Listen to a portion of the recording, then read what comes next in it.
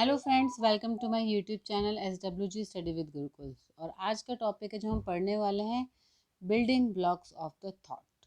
तो क्या होते हैं थॉट, क्या होती है थिंकिंग, अब हम इसके नेचर को पढ़ेंगे। तो when we talk about thinking, तो हम बात कर रहे होते हैं a mental activity which is directed at solving the problem. मतलब एक ऐसी मस्तिष्क प्रक्रिया, एक ऐसी मेंटल एक्टिविटी जो कि हमें डायरेक्ट करते हैं कि हम किसी भी प्रॉब्लम को कैसे सॉल्व करें। टू मेक इन्फ्रेंसेस, इन्फ्रेंसेस मतलब कोई भी किसी भी एक्टिविटी के कंक्लूजन्स पे पहुंचना, उसके अंत तक पहुंचना, उससे इन्फ्रेंस निकालना कि इससे क्या मिल रहा है। Next is judging certain fact, हम किसी भी चीज़ को जज करते हैं तो हम थिंकिंग करते हैं। We decide something, we do thinking. And अगर हमें किसी भी दो ऑप्शंस के बीच में चूज़ करना होता है तब भी हमारा थिंकिंग प्रोसेस चल रहा होता है। तो basically thinking is the base of all cognitive activities and process. मतलब थिंकिंग एक आधार है, एक बेस है फॉर ऑल मेंटल एक्टिविटीज और कॉग्निटिव एक्टिविटीज, जो कि ह्यूमन बीइंग के लिए यूनिक है, क्योंकि हम ह्यूमन ही थिंकिंग कर पाते हैं, इसलिए हमारे लिए यूनिक है। एनिमल्स को ये चीज़ नहीं है। So thinking involves the manipulation analysis of the information which we receive from the environment. Thinking होता क्या है कि जो भी इंफॉर्मेशन हमें एनवायरनमेंट से मिल रही होती है उसको हम अपने हिसाब से मैनिपुलेट करते हैं, एनालाइज करते हैं, और फिर ये जो है थिंकिंग का प्रोसेस स्टार्ट होता है। जैसे कि हम कभी कोई पेंटिंग देखते हैं तो पेंटिंग देखते वक्त सिर्फ हम ये नहीं देख रहे होते कि क्या कलर है, क्या बनाया हुआ है, क्या पेंटिंग के स्ट्रोक्स है। Rather we also try to interpret its meaning, मतलब इसमें जो आर्टिस्ट है वो क्या कहना चाह रहे हैं वो भी हम इसमें इंटरप्रेट करने की कोशिश करते हैं। एंड कैसे करते हैं? It is related to the information which is there in our existing mind. मतलब जो इन्फॉर्मेशन हमारे पास ऑलरेडी है, जो नॉलेज हमारे पास है, उसी बेसिस पे हम उसको इंटरप्रेट करने की कोशिश करते हैं। थिंकिंग एक हायर मेंटल प्रोसेस है, जैसे कि मैंने बताया। क्योंकि इसमें हम अपने हिसाब से चीज़ों को मैनिपुलेट कर लेते हैं, एनालाइज कर लेते हैं। And such manipulation analysis occur by means of abstracting, reasoning, imagining. अब एब्स्ट्रैक्टिंग क्या है? एब्स्ट्रैक्टिंग या एब्स्ट्रैक्शन वो है कि जो चीज़ बोली जा रही है उसके रियल अर्थ को समझ पाना। जैसे कि बहुत सारी चीज़ें होती हैं, जैसे प्रोवर्ब है, इडियम्स हैं, ऐसे बोले जाते हैं, मुहावरे बोले जाते हैं जिनका मीनिंग कुछ और होता है, बट एक्चुअल लिटरल जो है कॉन्क्रीट जो वर्ड्स यूज करे जाते हैं वो अलग होते हैं। जैसे कि नाच ना जाने आंगन टेढ़ा, तो इसमें नाचना और आंगन की बात नहीं की जा रही है, इसमें बात की जा रही है कि किसी इंसान को वो काम नहीं आता बट उसका बहुत बखान किया कर रहा है। सो ये मेंटल जो प्रोसेस है बहुत हाई है, because we do manipulation analysis by means of abstraction. Reason out करते हैं कि ऐसा क्यों होता है, अपनी इमेजिनेशन यूज़ करते हैं, प्रॉब्लम सॉल्विंग, जज करते हैं, एंड डिसीजन मेकिंग करते हैं। सो थिंकिंग इज बेसिकली एक ऑर्गेनाइज्ड और एक गोल डायरेक्टेड प्रोसेस है। मतलब एक गोल होता है, उसके टुवर्ड हम थिंकिंग करते हैं, और ऑर्गेनाइज तरीके से। और पूरे दिन में शायद ही ऐसा कोई टाइम होता होगा जब हम थिंकिंग नहीं करते। We do thinking all the time, चाहे वो कुकिंग प्रोसेस हो या फिर एक मैथ की कोई प्रॉब्लम सॉल्व करनी हो। हम प्लान करते हैं, रिकॉल करते हैं, जो कि हमारा एक इन्नेट नेचर है। Human always plan for your future कि हम ये करेंगे वो करेंगे। एंड ये सब कैसे हो पाता है? Because of thinking. थिंकिंग एक इंटरनल प्रोसेस भी है। इंटरनल प्रोसेस क्यों कहते हैं हम? क्योंकि इसको आप देख नहीं सकते हो। You can not see what I am thinking, and you can not see what your parents are thinking about you, what your friends are thinking about you. जैसे कि एक चेस प्लेयर है, आप उसको देख रहे होते हो कि क्या मूव्स वो चल रहा है, but you are not aware of the thinking which is going in his mind.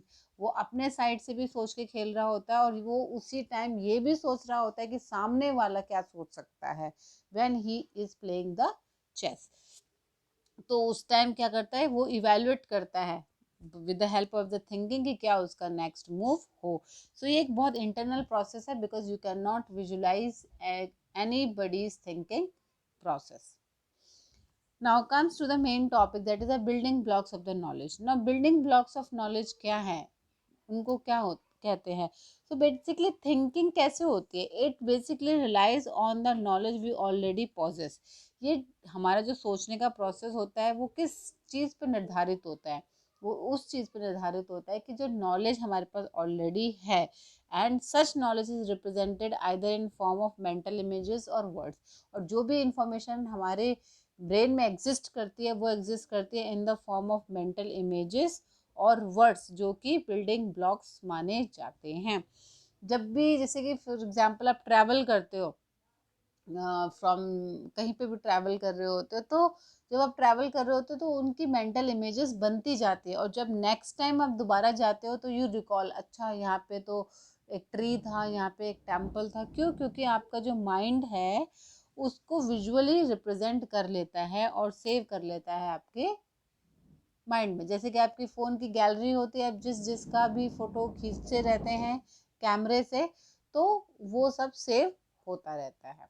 And जब आप उसको चाहते हो एक्सेस करना, तब आप उस गैलरी को ओपन करके उसको एक्सेस कर लेते हो। सिमिलरली हमारे ब्रेन में भी सेम प्रोसेस होता है कि मेंटल रिप्रेजेंटेशन, जिसको बोलते हैं मेंटल इमेजेस की फॉर्म में हमारा जो माइंड है सब कैप्चर करता रहता है in the form of pictures और वर्ड्स, और जब हमको एसेस करना होता है, जब हमें चाहिए होता है, तो हम एसेस कर पाते हैं।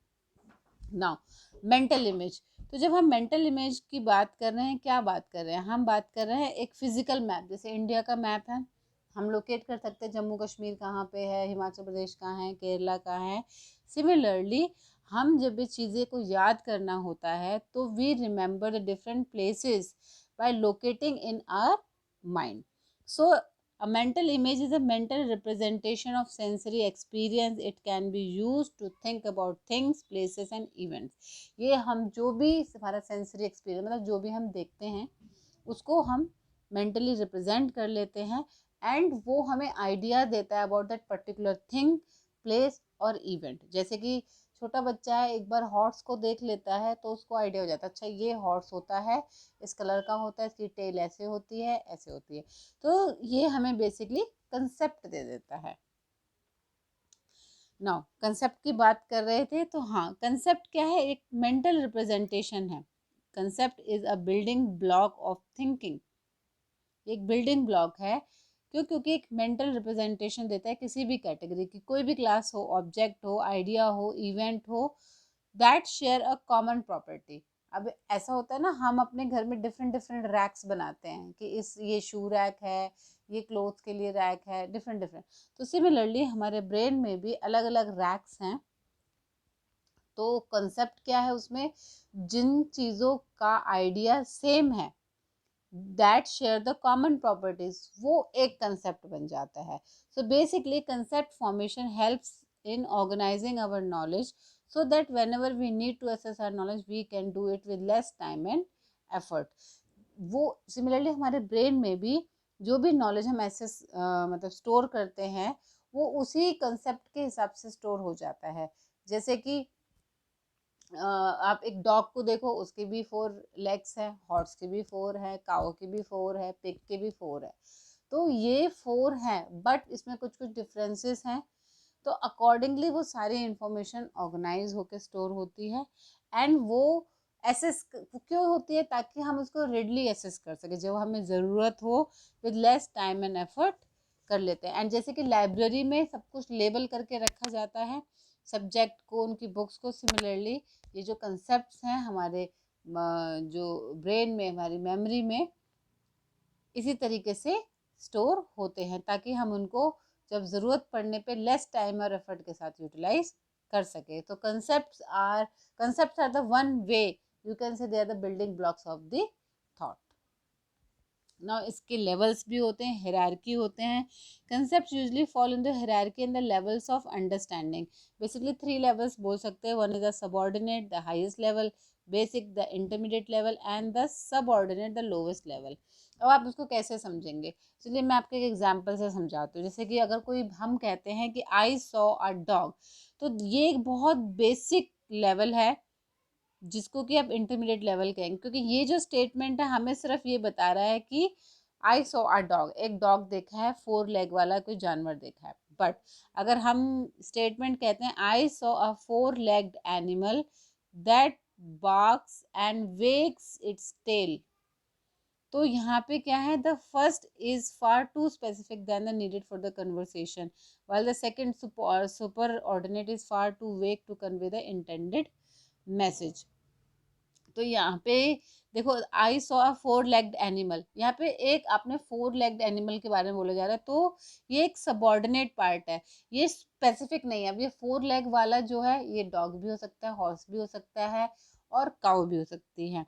बट आगे ऐड किया जा रहा है that barks and wags it tail, जो बार्क करता है और टेल को वेक करता है, तो इसकी कैटेगराइजेशन हो गई कि ये डॉग है, तो इसको बोलते हैं, जो नेक्स्ट पार्ट है दैट इज अ सबऑर्डिनेट। तो इसका कंसेप्ट, ये भी लेवल्स ऑफ कंसेप्ट हमारे माइंड में स्टोर होते हैं कि 4 लेग्ड एनिमल बोला तो कुछ भी हो सकता है, वो जो है सबऑर्डिनेट है, लोवेस्ट लेवल है, जो कि स्पेसिफिक नहीं है। बट अब हमने ऐड कर दिया कि वो बार्क करता है और टेल को वेक करता है, तो ये हो गया सुपर ऑर्डिनेट। तो ये तीनों ही लेवल्स ऑफ हायरार्की हैं कंसेप्ट्स के, हमारे ब्रेन में स्टोर होते हैं। Children learn basic level of concept first and then the other levels. बच्चे जो हैं पहले बेसिक लेवल सीखते हैं, उसके बाद अन्य लेवल सीखते हैं। जैसे कि अगर किसी बच्चे ने फर्स्ट टाइम डॉग देखा है तो वो डॉग को समझ लेगा, ओके। बट नेक्स्ट टाइम उसने हॉर्स देख लिया तो वो उसको भी कहेगा देखो पापा ये डॉग ही है, तब उसको आप उसके फादर एक्सप्लेन करेंगे नहीं बेटा ये डॉग ऐसा होता है, हॉर्स होता है, तब उसके कंसेप्ट वहाँ पे डेवलप होंगे। Next type of the building block जो हम कह सकते हैं दैट इज अ प्रोटोटाइप। ना प्रोटोटाइप क्या होता है? Prototype is basically the best representing member of a category. यहाँ पे बेस्ट चीज जो रिप्रेजेंट करती है उस पर्टिकुलर कैटेगरी के, उसको कहते हैं प्रोटोटाइप। जैसे कि अगर मैं आपसे पूछूं give me an example of non violence, तो आपके दिमाग में पहली चीज आएगी महात्मा गांधी या नेल्सन मंडेला। और भी बहुत सारे लोग हैं जो नॉन वायलेंस को फॉलो करते हैं, बट जिसको बोलते हैं ना बेस्ट रिप्रेजेंटेशन, जो बेस्ट रिप्रेजेंट कर सके नॉन वायलेंस की, तो आपके दिमाग में वो पिक्चर आएगी। सो basically in prototype matching people decide whether an item is a member of category by comparing it with the most typical item of the category। ये कहाँ काम आता है? मैचिंग में काम आता है। जब लोग जो है बहुत फिजी होते हैं किसी कंसेप्ट को लेके, the concept people use a neither clear nor unambiguous, but ये फिजी है, मतलब कोई जो कंसेप्ट है वो ओवरलैप हो रहा है। जैसे कि आपसे पूछा जाए एक स्मॉल टूल है, स्मॉल टूल होता है ना ऐसे वाला, आपसे पूछा जाए आप इसको किस कैटेगरी में डालोगे, चेयर की कैटेगरी में डालोगे या टेबल की कैटेगरी में डालोगे? So to answer such question we construct a model और प्रोटोटाइप। ऐसे क्वेश्चन को आंसर करने के लिए हमारा माइंड जो है एक मॉडल बनाता है, प्रोटोटाइप कहता है, मतलब बेस्ट रिप्रेजेंटेशन देता है कि ये चीज़ को इस कॉलम में डालना है और इस कैटेगरी में डालना है, तो उसको कहते हैं हम प्रोटोटाइप। तो friends this was about the building blocks of the thoughts. I hope आपको टॉपिक क्लियर हुआ होगा।